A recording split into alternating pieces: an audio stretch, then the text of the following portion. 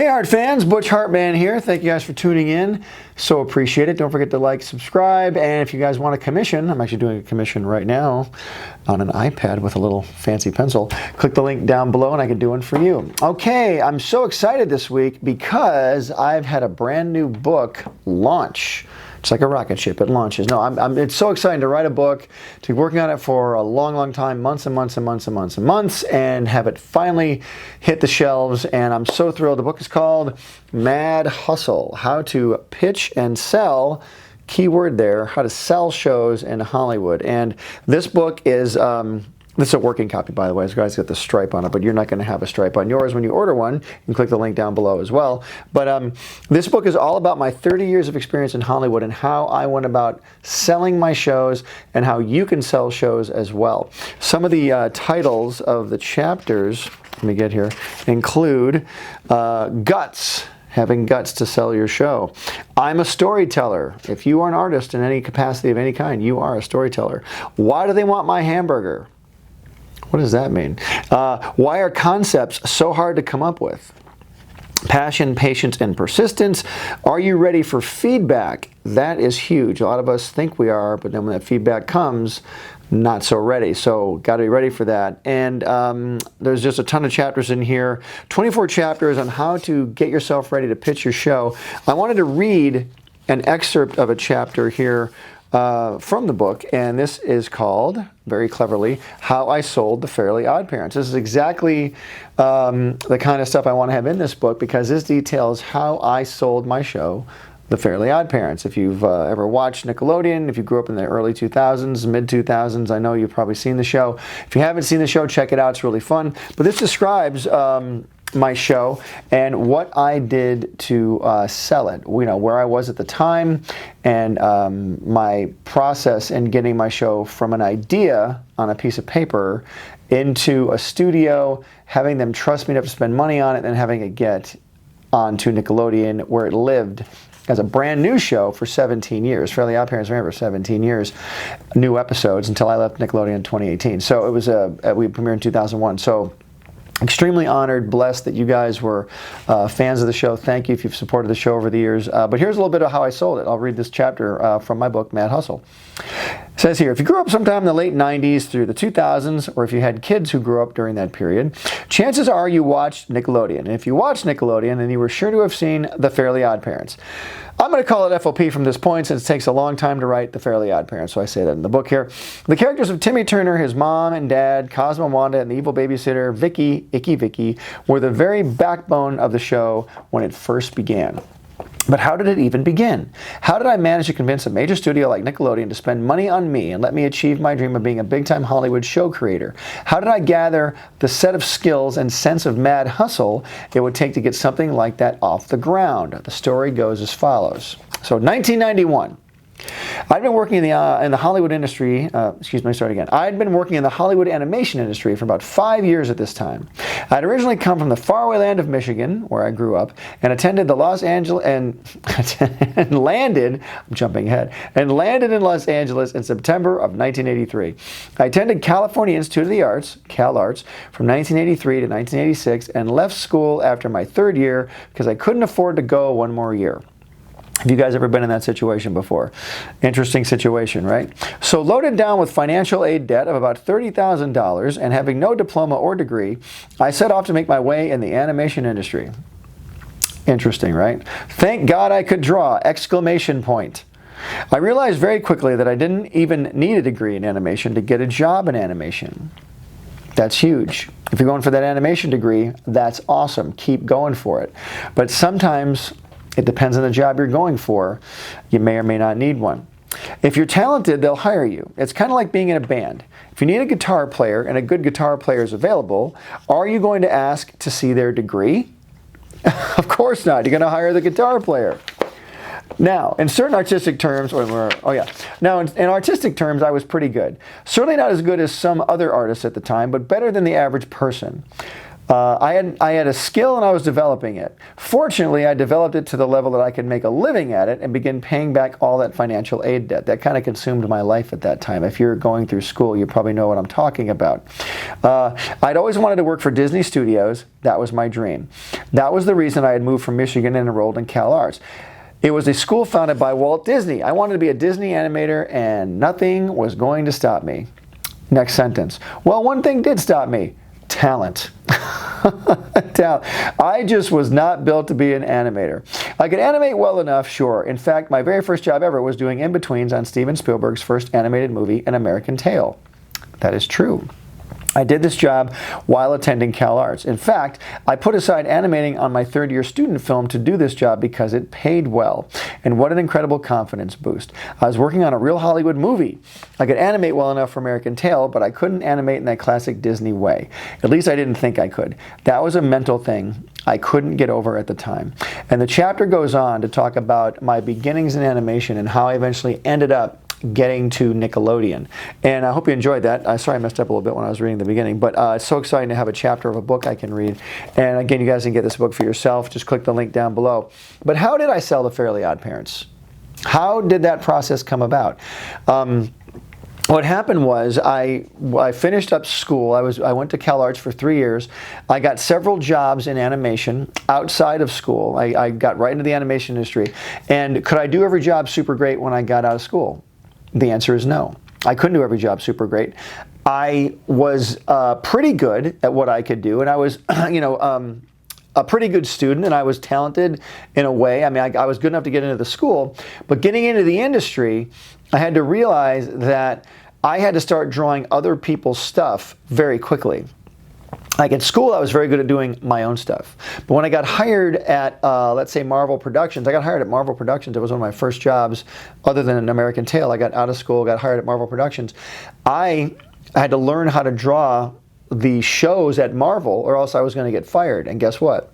I did get fired. I was fired off of My Little Pony, if you can believe that. Marvel production back in 1986.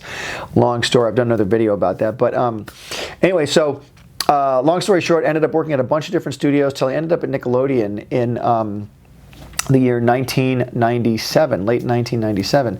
And I went to Nickelodeon because I was working at Hanna-Barbera for a long time. I worked on, I sold a bunch of short cartoons at Nickelodeon. And I sold a bunch of short cartoons at Hanna-Barbera. That's where I was working. I was working at Hanna-Barbera in the mid-90s, and they instituted a brand new shorts program where people like me, people in the studio, could sell short cartoons. Fred Seibert, my exec co-producer on Fairly Odd Parents for many years, he was running Hanna-Barbera, offered us all the chance to sell cartoons, and we did. We started selling cartoon after cartoon after cartoon. Some were good, some not so good. I sold a bunch that weren't very good, but with each cartoon that I sold, I started getting better at different aspects of cartoon making. My first cartoon, I was really good at character designs, but not so good at writing. So I worked on that. So my second cartoon, I was better at the writing and the character designs, but I wasn't so good at timing the animation. So I got better at that. With each show I sold, I got better at one aspect of show selling. I got better and better and better. So, I mean, I'm not saying I got great, but I got more skilled in what I was doing. So finally, Fred left Hanna-Barbera. People were selling short cartoons there. Fred left and he went over to Nickelodeon and he started a show called the Oh Yeah Cartoon Show. Have you guys ever seen the Oh Yeah Cartoon Show? If you did, the Oh Yeah Cartoon Show basically was a half-hour show and you would watch 3 cartoons, 7 minutes long each. That'd be 21 minutes of entertainment and the rest was commercials. You would watch 3 7-minute cartoons made by 3 different people. And so Fred said, do you want to come over to Oh Yeah and pitch me a show? And at first I said, no, I can't. I'm working on the Johnny Bravo show. Remember Johnny Bravo? Hey, baby, Johnny Bravo. Yeah. I was working on the Johnny Bravo show, voiced by the great Jeff Bennett, working on the Johnny Bravo show, and I couldn't leave because I was working on that show. But then Johnny Bravo ended about 8 months later. And I was looking for a job because they fired all of us. They were like, okay, you guys are done. Thanks. Johnny Bravo's over. So I had no job. I was going to be out of a job in 2 weeks. And I had a wife and I had a baby girl named Carly who was about a month old. And people like to eat. Shocking. So I was like, I better feed these people. So I had to come up with an idea. I had to come up with one fast because I was tired of working for other people. I'd been in the animation industry about 10 years at that point, and I got tired of going from job to job, and I thought, I'm going to come up with my own show right now. I really want to come up with my own show. I'm just going to give this a shot, sink or swim, I'm doing this. And I called Fred. I go, hey, Fred, do you have any slots left for the Oh Yeah cartoon show? And Fred said, yes, I do. I've got one slot left. And this was like on a Tuesday. And he said, well, can you come in Friday for a meeting and show me your idea? I said, I sure can, Fred. I've got a great idea. You're going to love it. He goes, great. I can't wait to see it. And we hung up the phone, and I had nothing. I had no idea at all. So I thought, well, it's Tuesday. I've got till Friday.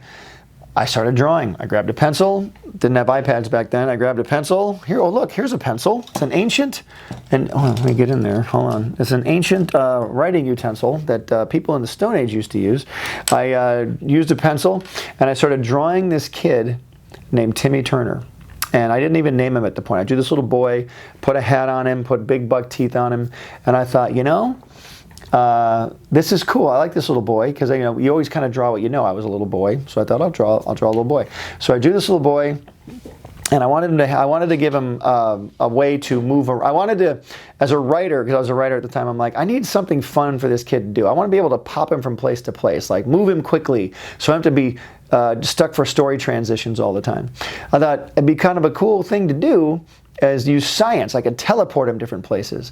But then I thought I can't use science because Dexter's Laboratory was now a series at Hanna-Barbera. And I thought I can't use science, but I could use magic. Magic is cool. Okay, so magic in this kid. Can I give the kid magic powers? No, I don't want to give the kid magic powers. What if I gave him a magic friend and he could be separated from the friend, and that would kind of create some story, some story situations that would be a lot of fun, right? So I thought, okay, so I drew a fairy godmother like Cinderella, and I named her Venus at the time. And so I had Timmy, who wasn't named yet, and Venus, who was named. And I'd never seen a fairy godfather before, so it'd be kind of cool if she had a husband. So I drew this guy with green hair, and I named him Cosmo. That's been his name since day one. Because I was working with a guy at Hanna-Barbera at the time. His name, I swear to God, was actually Cosmo. That was his name. So I thought that's pretty funny. Also, Seinfeld was out at the time, and Kramer on Seinfeld, his first name had been revealed to be Cosmo at the time. So Cosmo was kind of in my head at that time. So Cosmo was named, and then I took Venus and Cosmo, and I named the little boy Timmy after my youngest brother, Tim Hartman. So I had Timmy, Cosmo, and Wanda. And this is the drawing that I drew. It's right here. I don't want to have too much glare. This is the drawing. Is there glare on this? Yeah, just right there. A little bit better. Good. All right, can we see the whole drawing? You might have to lift it up. Okay, lift it up. So here's the drawing. There's Timmy. He's got a blue hat in this drawing. And I drew this on an 8.5 and 11 sheet of paper. I colored it with markers. Wanda has blue hair, you'll notice. Timmy has a blue hat. But I wanted to do a second drawing of them, and on the second drawing, my blue marker ran out of ink. So I grabbed a pink marker because I thought it'd be funny. That's why Timmy has a pink hat to this day. This is the only drawing I ever did of him with a blue hat. And so he's also got pupils in his eyes too, right there. This is drawing number one. This was drawn in 1997. I think it was October of 97. And I called the show Fairy Godparents. What was that? Something fell. I think it was a bomb. Lower a little bit. Over this way? Like this? Lower. Lower. Lowering. No. Like this. Like this. Boom. Okay, got it. So it was called Fairy Godparents because I didn't have the title Fairly Odd Parents at the time.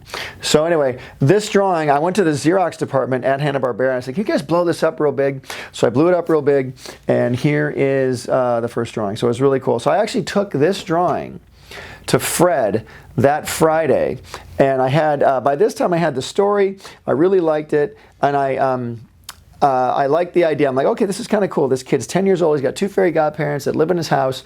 Maybe they could turn into things when his parents aren't around. Maybe they could turn into like fish or like books or like, roller skates or something like that, because kids love to have secrets. So I started doing all those kind of drawings, right? And then I knew, I'm going to put this back down. Then I knew, in order to pitch this as a show, I would need to have a script. So I went home, and this is 1997, don't forget. I had a Mac computer, it was called a Performa. So I sat down on my Performa, and I wrote a script. I'm just going to write a script for these characters. I knew them for like a day. I'd drawn them.